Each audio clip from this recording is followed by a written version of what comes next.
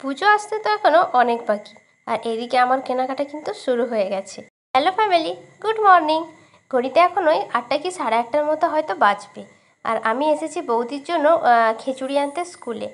এই যে বাম দিকের ঘরটা, এটা এখানে আইসিডিএস স্কুল। অবশ্য আমি যখন পড়েছিলাম তখন এই স্কুলটা থাকেনি, তখন অন্য জায়গায় স্কুলটা ছিল, একটু দূরে। এটা তো তার পরে পরে হয়েছে। পুচকো হওয়ার পর থেকে বৌদির খিচুড়িটা কিন্তু আমিই খাচ্ছি কয়েকদিন হলো। আমি ওই জন্য খিচুড়িটা আজকে এখানে আনতে এসেছি। আর এতগুলো টিফিনের মাঝে আমি বুঝতেই পারছি না যে বৌদির টিফিনটা কোনটা। পরে নাম দেখে আমি বুঝতে পারলাম যে কোনটা আমাদের টিফিন। আগে বৌদি খেত খিচুড়িটা, কিন্তু পুচকো হওয়ার পর থেকে তো বৌদি সেরকম কিছু খাচ্ছে না, তার জন্য খিচুড়িটা আমি খাচ্ছি। এই খিচুড়িটা আমার বেশ ভালো লাগে, সেই জন্য টিফিন নিয়ে আনতে চলে এসেছি খিচুড়ি।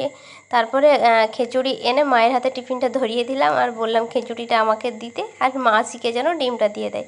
সকালবেলা আমি ডিম খাবো না, তার জন্য বললাম মাসিকে দিয়ে দিতে। আর এখানে আমাদের পুচকু হচ্ছে স্নান করছে, ওর ভিডিও আমি পরে নিয়ে আসবো। এরপর চলে এসেছিলাম পাড়ার মধ্যে একটা গাছে পেয়ারা খেতে, কেননা শরীরটা আমার খুবই খারাপ, ঠান্ডা লেগে গেছে আর জ্বর হয়ে গেছিলো একদিনের মতো। তার মধ্যে 31 তারিখ থেকে আমার কিন্তু 6 সেমের ফাইনাল এক্সাম, সেই জন্য ওষুধ খেয়ে আমাকে তাড়াতাড়ি সুস্থ হয়ে যেতে হয়েছে। এখন ভয়েস ওভারটা দিচ্ছি, শরীরটা মোটামুটি ঠিক আছে। আর জ্বরের কারণে মুখের স্বাদটা একদম পাল্টে গেছিলো, সেই জন্য খুব পেয়ারা খেতে ইচ্ছে করছিলো। আর পেয়ারা এমনিতে আমার খুব পছন্দের ফল। পেয়ারা মাখিয়ে নিয়ে কাসুন্দি দিয়ে চলে এসেছি আমি। আর আমার বিছানার অবস্থা এখন এরকম। সবারই বোধহয় বিছানার অবস্থা পরীক্ষার সময় এরকমই হয়। তারপর ভাইকে নিয়ে চলেছিলাম একটু গ্রসারি মার্কেটে, কিছু টুকটাক জিনিস নেওয়ার ছিল। গলাটা কিন্তু আমার এখনও বেশ ধরা ধরা আছে। এই কদিন আমি ঠিকঠাক করে কোনো ভিডিও বানাতেও পারিনি, আর ভিডিও পোস্টও করতে পারছি না।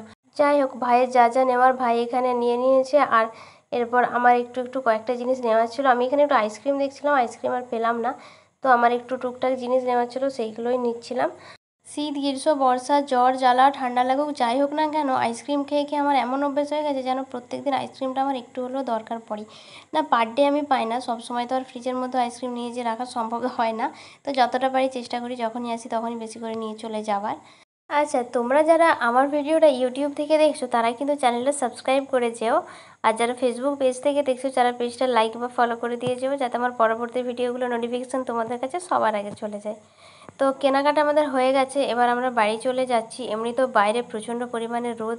দুপুরবেলা খেয়ে নিয়ে শুতে না শুতে ডেলিভারি বয়ের ফোন এলো যে আপনার পার্সেল আছে, বাইরে আসুন। আমি বাইরে এসে পার্সেলটা রিসিভ করে নিলাম। তো চলো এবার তোমাদেরকে দেখাই যে এটা কি এসেছে। ওপরটা থেকে মোটামুটি তোমরা হয়তো কিছুজন বুঝতেও পারবে যে এটা কী আছে, যারা বেশিরভাগ অনলাইনে স্টক করে সব কিছু জিনিসপত্র। এটার মধ্যে আছে একটা কুর্তি। অনেকদিন থেকে নেবো নেবো ভাবছিলাম, ফাইনালি নিয়েই ফেলেছি। আসলে আগে আমি কুর্তি একদমই পরতাম না, আমার জামা কাপড়ের স্টকে কুর্তিটা খুবই কম ছিল। রিসেন্টলি 1-2 বছর হলো আমি কুর্তি পরছি। আমার আগে একদমই পছন্দ হতো না কুর্তি।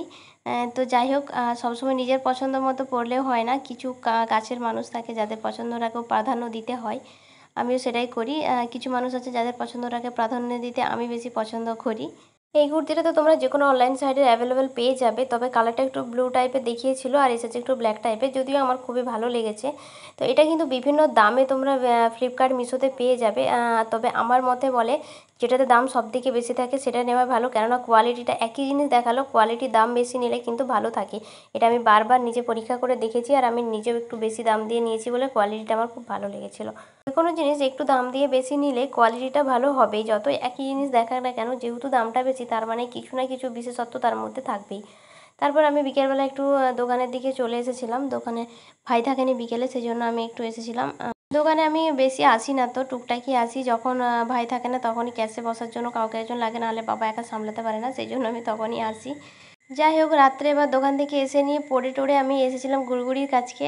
আর ওকে আমি কোলে নিয়ে বসে আছি, দেখো কি সুন্দর চুপচাপ আছে, ওকে ওর সাথে কথা বলছি, গান করছিলাম, মানে যত রকমের কিছু বলছি ও চুপচাপ শুনছে। কি সুন্দর চুপচাপ বসে আছে দেখো। ওকে নিয়ে আমার সারাটা দিন এখন কেটেই যায়।